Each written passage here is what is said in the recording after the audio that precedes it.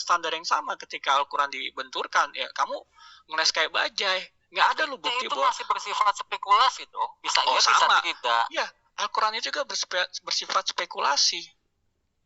Karena siapa yang menjadi bukti bahwa memang yang ditemui itu malaikat Jibril? Nggak ada. Nggak ada satupun yang bisa melihat Muhammad itu bertemu dengan malaikat Jibril. Nggak ada satupun. Itu sangat spekulasi. Sementara dalam Alkitab tidak pernah ada peristiwa tunggal seperti Muhammad. Dan tidak pernah juga selalu harus malaikat Jibril. Bahkan Allah bisa datang langsung. Ketika Allah datang langsung di hadapan Musa, bangsa Israel melihat, bahkan bangsa Israel gentral, kamu aja yang naik. Akhirnya Musa dan Joshua yang naik. Ada Joshua. Nah, sementara imam-imam itu ada para imam yang lain. Imam itu nggak imam tunggal. Terus ada orang-orang saleh yang lain yang melihat, menyaksikan bahwa hidup dia benar gitu. Bahwa kebenaran yang disampaikan oleh imam itu memang menjadi hakikat, menjadi esensi. Nah, kamu menolak Ayubi untuk membedah konteks ataupun esensi. Nah, sekarang kamu bertanya secara liar tanpa konteks. Itulah bukan berarti kamu menang di atas angin ya, Ayubi. Justru kamu menunjukkan kedangkalan dalam bertanya gitu. Saya di sini tidak nyari menang. Saya mau bertanya dan mengejar jawaban dasar jawaban Anda. Gitu kan loh. Tadi saya sudah sampaikan dasar. Ayubi, apa, bro? Dari kemarin kan saya udah tanya ke kamu. Kalau kamu mau menambah wawasan, ada pertanyaan baru datang ke sini. Nah, gimana pemikir ulung bisa menjelaskan ke kamu? Pengetahuan kamu aja nggak ada. Ya, kamu udah baca belum? Dari mana kita bisa nanti giliran tulisan para imam itu berasal dari Tuhan? Ya, kamu udah baca belum mengenai imam itu? Apakah betul itu bukan dari Tuhan? Udah baca belum? Nanti kalau saya suaranya kenapa ini? Ayatnya kayak ngetes. Kamu tuh jadi kayak ngetes jadinya, bukan mencari wawasan lagi.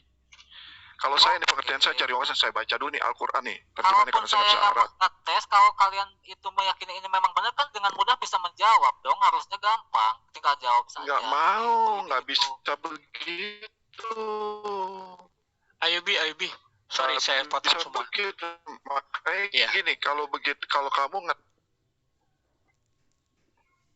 Oke, Ayubi, saya cuma nanya satu aja, dan ini juga pertanyaan buat teman-teman polemikus ya. Apakah ada jawaban yang benar untuk pertanyaan yang salah?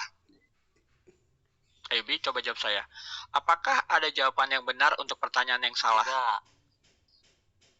Ya sudah. Salahnya di mana? Pertanyaan kamu salah semua. Salahnya di mana? Pertama, kamu bertanya tanpa mengerti konteks. Kedua, kamu bertanya tanpa mau. Ketika saya bilang kamu harus ngerti konteks, kamu nggak mau memahami konteksnya. Dan kamu pertanyaan yang simpel. Oh enggak, kan tadi saya bilang apakah ada jawaban yang benar untuk pertanyaan yang salah? Mau simple, mau berat segala macam, pertanyaan salah tetap pertanyaan yang salah. Kenapa? Karena pertanyaan itu keluar dari konteks tanpa memahami konteks, kemudian secara brutal, akhirnya itu namanya begging for question. Ketika gitu loh. Saya bertanya, dari mana kita bisa menjamin tulisan para imam itu sesuai dengan ajaran Tuhan? Apa yang salah dari pertanyaan itu? Kan tadi sudah bilangin, kamu paham nggak konteks? Kalau nggak gini, Yang salahnya apa dari pertanyaan itu? Karena kamu nggak paham konteks, artinya pertanyaan kamu jadi salah. Ya salahnya di mana dong? Karena kamu nggak memahami konteks ayat itu. Saya tidak sedang bertanya ayat, saya bertanya tentang semua kitab di Perjanjian Lama selain tulisan Musa dan Salomo. Kamu harus memahami seluruh perjanjian itu konteksnya apa. Oke nih ya, saya ajarin kamu ya. Kesalahan logika yang kamu lakukan namanya begging for question. The fallacy of the begging question occurs when argument premise assume the truth of condition instead of supporting in the other words you assume without proof the stand and position. Nah sekarang kamu pertama nggak paham konteks, kedua kamu standingnya nggak jelas. Kenapa standingnya nggak jelas? Ketika pertanyaan yang sama ditanyakan ke Al-Quran dan itu babak belur Al-Quran ya, kamu nggak mau menerima. Terus kamu terus bertanya gitu. Nah, sekarang kan saya nggak mau ngajak kamu terlalu dalam tentang apa yang kamu tanya. Kenapa? Kamu baca aja kagak, ngerti konteksnya juga kagak, terus kamu bertanya tanpa konteks. Sama aja misalnya anak TK nanya tentang fisika, dia bisa tanya apapun. Tapi kan diketawain loh, kamu nanya aja salah. Untuk pertanyaan yang salah, Ayubi, sampai kapanpun tidak ada jawaban yang benar. Artinya apa? Mulai sekarang belajarlah untuk bertanya yang benar. Gimana caranya? Pahami dulu konteks ayat-ayat tersebut, pahami dulu konteks kitab tersebut, baru kamu tanya esensi kitab ini apa. Oke. Gitu. Apa yang akan yang membedakan ketika saya paham konteks di situ, kemudian bertanya dengan sebelum saya paham, kemudian bertanya dengan pertanyaan yang sama tadi, apa yang membedakan? Pertanyaan kamu lebih berbobot, lebih dalam, nggak dangkal, dan lebih kamu bisa menerima jawaban sesuai dengan konteks. Nah sekarang kalau kamu bertanya tanpa konteks, jawaban apapun itu salah, Ayubi. Masalahnya saya akan tetap menanyakan pertanyaan yang sama. Apa bedanya? Gimana kamu bisa memastikan kamu datang pertanyaan yang sama sementara kamu nggak tahu konteks, kemudian kamu tahu dengan konteks kamu tetap sama? Berarti kamu yang bodoh, Ayubi. Kamu nggak ngerti konteks. Ketika kamu memahami segala sesuatu secara komprehensif, holistik gitu kan, pasti kamu datang dengan pertanyaan yang berbeda, saya jamin itu Yobi. Tapi mungkin karena kamu malas baca Alkitab, datang dengan yang berbeda. Bisa jadi itu sudah menjadi suatu standar umum Ayubi. Nah sekarang gini, kalau gini Ayubi, kalau saya bilang kamu pernah kuliah ya, kamu bolos aja, kamu nggak perlu baca buku, terus kamu ikut ujian, saya pasti jamin bahwa kamu lulus. Bisa nggak kayak gitu? Tidak. Ya sudah, tahu dari mana kamu? Oke, gini, berarti udah jawabannya begitu aja gitu, nggak ada yang mau ditambahin lagi. Bukan begitu aja, jadi gini jawaban saya. Coba kamu baca lebih banyak literasi ya Yubi. Saya senang dengan sikap kamu gitu, karena kamu orangnya nggak temperamen gitu kan. Gini. Kan saya sudah katakan, bukan sebentar ya. Kalau saya hanya membaca, bedanya dengan bertanya begini, ketika saya tidak ada yang mengerti, saya bisa langsung tanyakan. Kalau hanya membaca, saya tanya sama siapa, kan gitu. Kamu kan pernah kuliah Ayubi. Misalnya kita belajar kalkulus lah. Terus kamu bertanya tentang hal yang di luar kalkulus, dosen itu pasti lempar kamu buku gitu kan. Loh, kamu udah baca belum? Tugas kamu sebagai mahasiswa kan baca. Nah kalau kamu bilang katanya kamu suka berpikir kritis, tidaknya baca dulu Ayubi. Literasi referensi kamu baik dulu, baru kamu tanya. Jadi seru, saya bukan pertanyaan kamu gak susah kok gitu.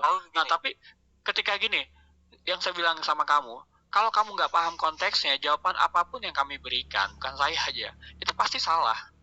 Padahal kami menjawab sesuai dengan konteks, sesuai dengan ceteris paribus, prinsip ilmiah. Nah, kamu mau dorong ini ke arah ilmiah atau mau warung kopi? Nah, itu pertanyaannya. Ini ya, anggaplah misalkan saya sudah baca, kemudian saya datang dengan pertanyaan yang sama, lalu jawaban Anda bagaimana? Ya, kalau misalnya Anda itu menandakan Anda nggak baca kalau Anda datang dengan pertanyaan yang sama. Loh, gimana sih kok jadi membatasi pertanyaan? Loh enggak, bukan membatasi pertanyaan. Kalau sama kayak kamu, hari pertama kuliah dengan hari terakhir kuliah, misalnya mata kalkulus, kalau kamu masih sama, kamunya yang males. Kamu bilang, oh saya baca, tapi masa kok sama sih pemahamannya? Nggak mungkin Ayubi. Kenapa? Nggak mungkin, saya bisa pastiin. Apa yang menyebabkan ketika saya misalkan sudah baca, kemudian saya tidak kamu muter-muter lagi apa? Kalau misalnya ya tadi saya muter-muter lagi. Kalau saya sudah baca, lalu alasannya saya tidak akan bertanya yang sama sekali lagi, apa menurut Anda?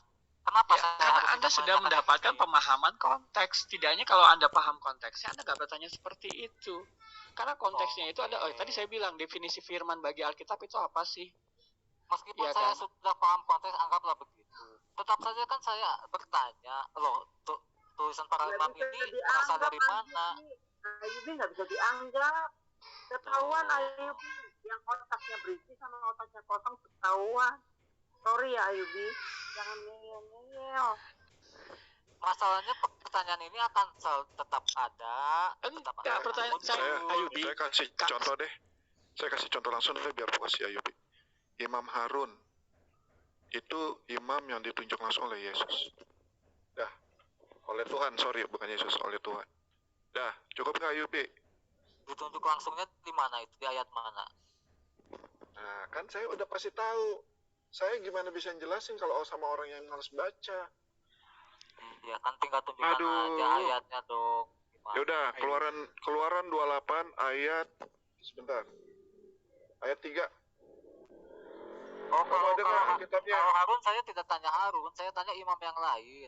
Seperti tuh yang kan, tadi. saya udah tahu pasti arahnya ke sana. Apa sih pertanyaannya model Al-Yubi ya, model Al-Yubi itu bertanyanya tuh tidak mengerucut, tapi melebar kemana-mana. Itu yang saya dari awal tanya selain Salomo dan Musa, Tadi awalnya Imam, saya jawab nih Imam Harun. Ayatnya di mana saya mau bacain? Kamu punya Alkitab enggak? Ya sudah. Sekarang melebar. Saya tanya seperti Samuel dan Yeremia. Coba tanya Bu Heni tadi. Saya tanya awal itu loh.